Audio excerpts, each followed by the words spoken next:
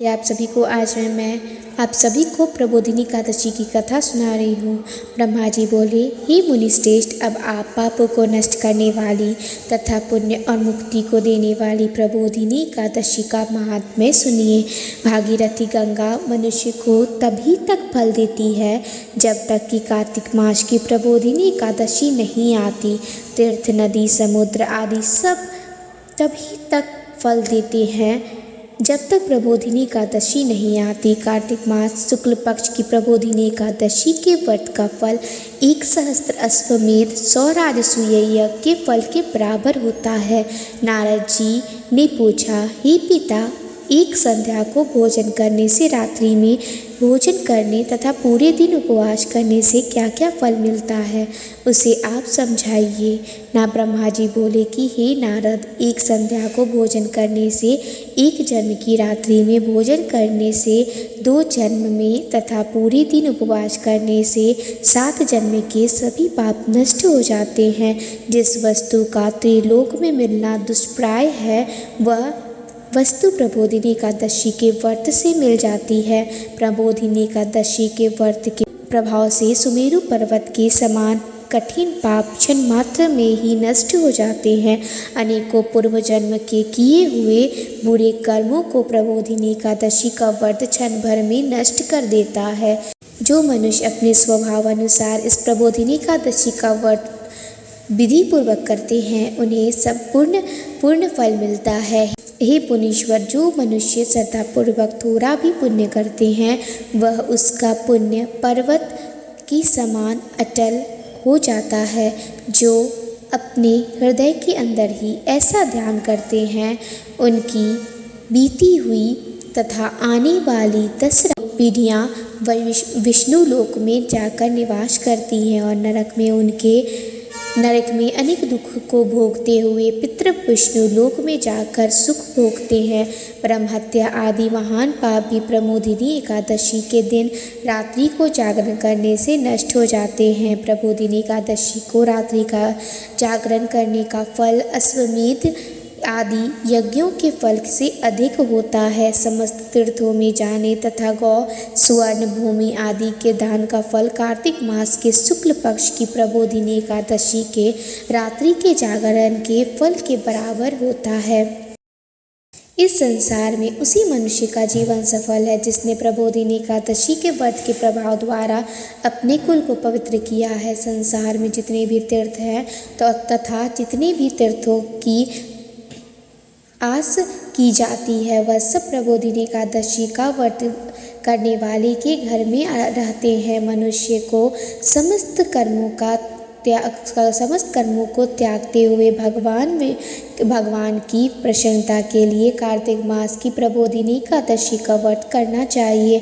जो मनुष्य इस एकादशी के व्रत को करता है, वह धनवान, योगी, तपस्वी तथा इंद्रियों को जीतने वाला होता है, क्योंकि वह एकादशी भगवान विष्णु को अत्यंत प्रिय है। इस व्रत के प्रभाव से मनुष्य पुनः जन्म लेता है। इस व्रत के प्रभाव से कामिक, वाचिक और मानसिक पाप नष्ट हो जाते हैं। इस दिन को जो भगवान की प्राप्ति के लिए दान, तप, होम, यज्ञ आदि करते हैं, उन्हें अक्षय पुण्य मिलता है। प्रबोधिनी एकादशी के दिन भगवान की पूजा करने से बाल, यौवन और वृद्धावस्था के समस्त पाप नष्ट हो जाते हैं। इस एकादशी की रात्रि को जागरण करने का फल सूर्य ग्रहण के समय स्नान करने के फल से सहस्त्र गुना अधिक होता है। मनुष्य जन्म से लेकर जो पुण्य करता है, वह पुण्य प्रबोधिनी एकादशी के व्रत के पुण्य के सामने व्यर्थ है। जो मनुष्य प्रबोधिनी एकादशी का व्रत नहीं करते,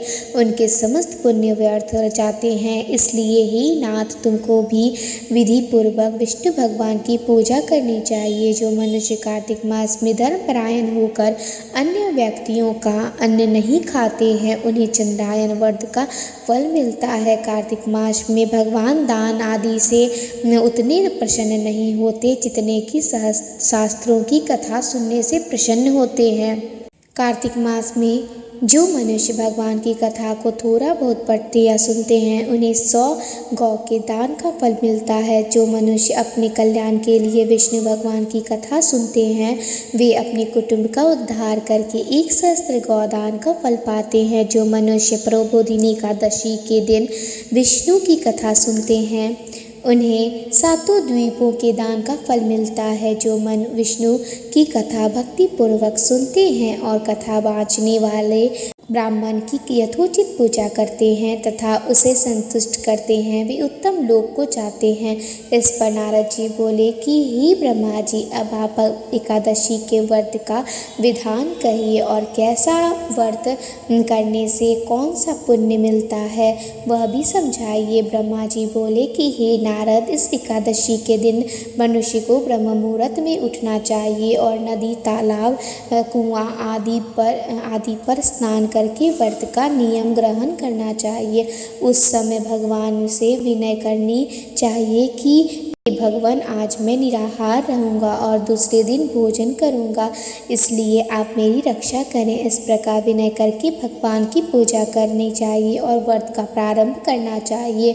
उस रात्रि को भगवान के समीप गीत, नृत्य, बाजे तथा कथा कीर्तन से समय व्यतीत करना चाहिए। प्रबोधिनी एकादशी के दिन कृपणता को त्याग कर बहुत से पुष्प, अगरबत्ती, धूप, दीप से भगवान की आराधना करनी चाहिए। शंख के जल से भगवान को अर्घ्य देना चाहिए। इसका फल तीर्थदान आदि से करोड़ गुना अधिक होता है। जो मनुष्य अगस्त्य पुष्प से भगवान की पूजा करते हैं उनके सामने इंद्र भी हाथ जोड़ता है। कार्तिक मास में जो बिल्व पत्र से भगवान की पूजा करते हैं उन्हें अंत में मुक्ति मिलती है। कार्तिक में जो मनुष्य तुलसी जी से भगवान की पूजा करते हैं उसके 10,000 जन्म के समस्त पाप नष्ट हो जाते हैं। जो मनुष्य इस नाम में श्री तुलसी जी के दर्शन करते हैं या छूते हैं या ध्यान करते हैं या कीर्तन करते हैं या रोपण अथवा सेवा करते हैं वे 1000 कोटि योग तक भगवान के घर में रहते हैं। जो मनुष्य तुलसी का पेड़ लगाते हैं उनके कुटुंब में जो पैदा होते हैं वे प्रलय के अंत तक विष्णु लोक में रहते हैं। जो भगवान की कदम्ब पुष्प से पूजा करते हैं वह यमराज के दुखों को नहीं पाते। समस्त मनोवांछनाओं को पूजा करने वाले भगवान कदम पुष्प को देखकर अत्यंत प्रसन्न होते हैं। यदि उनकी कदम पुष्प से पूजा की जाए तो फिर बात ही क्या है। जो गुलाब के पुष्प से भगवान की पूजा करते हैं उन्हें मुक्ति मिलती है। जो मनुष्य बकुल और अशोक के फूलों से भगवान की पूजा करते हैं वह अनंत काल तक शोक से रहित होते हैं। जो मनुष्य विष्णु भगवान की सफ़ेद और लाल कनेर के फूलों से पूजा करते हैं उन पर भगवान अत्यंत प्रसन्न होते हैं। जो मनुष्य विष्णु भगवान की दुर्वादल से पूजा करते हैं वे पूजा के फल से 100 गुना फल अधिक पाते हैं। जो भगवान की को समीपत्र से पूजा करते हैं वे भयानक यमराज के मार्ग को सरलता से पार कर जाते हैं। जो मनुष्य चंपक पुष्प से भगवान विष्णु की पूजा करते हैं वे आवागमन के चक्र से छूट जाते हैं। वे जो मनुष्य स्वर्ण का बना हुआ केतु की पुष्प भगवान पर चढ़ाते हैं उनके करोड़ों जन्म के पाप नष्ट हो जाते हैं। जो मनुष्य भगवान की पीले और रक्त वर्ण कमल के सुगंधित फूलों से पूजा करते हैं उन्हें श्वेत दीप में स्थान मिलता है। इस प्रकार रात्रि में भगवान की पूजा करके प्रातःकाल शुद्ध जल की नदी में स्नान करना चाहिए। स्नान करने के पश्चात भगवान की प्रार्थना करते हुए घर आकर भगवान की पूजा करनी चाहिए। इसके बाद व्रत के लिए ब्राह्मणों को भोजन कराना चाहिए और दक्षिणा देकर मीठे वाक्यों द्वारा उनको विदा करना चाहिए। इसके उपरांत भोजन, गौ और दक्षिणा से गुरु की पूजा करनी चाहिए और ब्राह्मणों को भूरियसी दक्षिणा देकर नियम को छोड़ना चाहिए। ब्राह्मण को यथाशक्ति दक्षिणा देनी चाहिए। जिस ब्राह्मण को रात्रि में भोजन करावे स्वर्ण सहित बैल दान करना चाहिए। जो मनुष्य रात्रि समय स्नान करते हैं उन्हें दही और शहद दान करना चाहिए। जो मनुष्य फल की आशा करते हैं उन्हें फल दान करना चाहिए। तेल की जगह घी और घी की जगह दूध और अन्नों में चावल दान करना चाहिए। जो मनुष्य इस व्रत में भूमि पर शयन करते हैं उन्हें सब वस्तुओं सहित सैया दान करना चाहिए। जो मौन धारण करते हैं उन्हें स्वर्ण सहित तिल दान करना चाहिए। जो मनुष्य कार्तिक मास में उपाहन का ध्यान करते हैं उन्हें उपाहन दान करना चाहिए। जो इस मास में नमक का त्याग करते हैं उन्हें शक्कर दान करना चाहिए।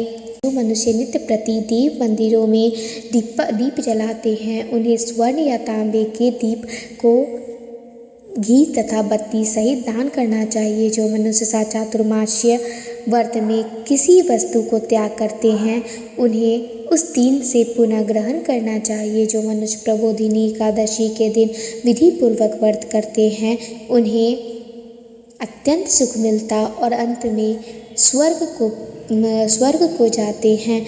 जो मनुष्य चातुर्मास्य व्रत को बिना किसी विघ्न के पूरा करते देते हैं उन्हें दोबारा जन्म नहीं मिलता। जिन मनुष्यों का व्रत खंडित हो जाता है वह नरक को जाते हैं। जो मनुष्य इस एकादशी के महात्म्य को सुनता व पढ़ता है उन्हें अनेक गौदान का फल मिलता है।